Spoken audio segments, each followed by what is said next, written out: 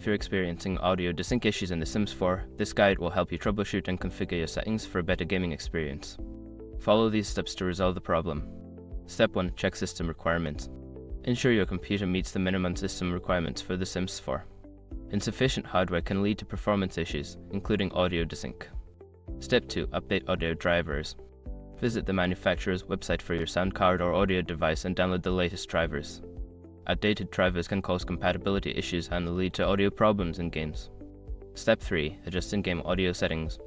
Launch The Sims 4 and navigate to the Options menu. Under the Audio tab, adjust the volume levels and ensure that the audio output device is set correctly. Sometimes changing the audio quality settings can help. Step 4. Disable background applications. Close any unnecessary applications running in the background, especially those that may use audio resources. This can free up system resources and help reduce audio desync. Step 5. Verify game files. If the issue persists, use the Game Launcher Origin, Steam, or EA Desktop to verify the integrity of the game files. This process will check for any missing or corrupted files and replace them, which may resolve the audio desync. By following these steps, you should be able to fix audio desync issues in The Sims 4. If problems continue, consider reaching out to support forums or the game's customer service for further assistance.